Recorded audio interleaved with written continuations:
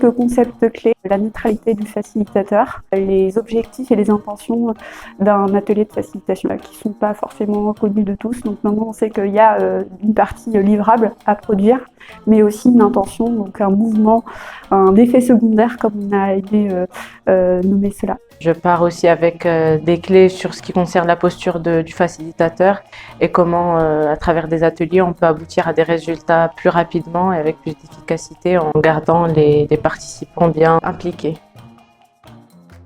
Oui, ce dernier jour-là, on a dû concevoir un atelier sur une problématique qui était plus ou moins proche de nous et j'ai bien pu comprendre l'importance de cette formation pour le cadrage, pour la définition des objectifs, de l'intention, enfin tout ce que vous nous apprenez, on a pu le mettre en pratique aujourd'hui. Aujourd'hui, j'ai eu à moi-même jouer le rôle de facilitateur et effectivement, j'ai été très agréablement surpris parce qu'on est allé sur un thème qu'on essaye souvent nous-mêmes de mettre en pratique ou alors qui concernait les ateliers réels de notre expérience de tous les jours de consultant.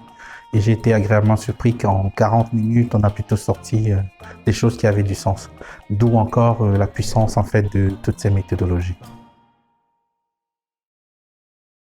Je pense aux différents ateliers de conception qu'on fait avec nos clients. Je pense que dans pas mal de cas, on peut utiliser ces méthodes de facilitation, surtout quand on a des acteurs qui ne sont pas tout le temps avec les mêmes visions. On a besoin d'utiliser des techniques comme ça pour faire émerger les idées et les converger vers une même direction.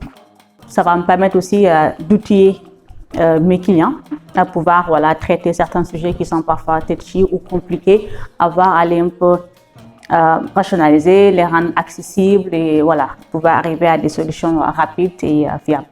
Ces ateliers, ils sont tellement universels qu'ils peuvent être appliqués à énormément de cas d'usage. Là, par exemple, on a été mélangés avec deux secteurs d'activité complètement différents et pourtant on a tous travaillé ensemble. Il ne tient qu'à nous aussi d'avoir ces armes-là, c'est une formation, il ne tient qu'à nous de prendre ces outils et de pouvoir nous les approprier et les appliquer à notre métier. Mais je la recommanderais vraiment pour apprendre à animer un atelier et différemment de ce qu'on fait habituellement, sortir un peu du cadre tout en cadrant.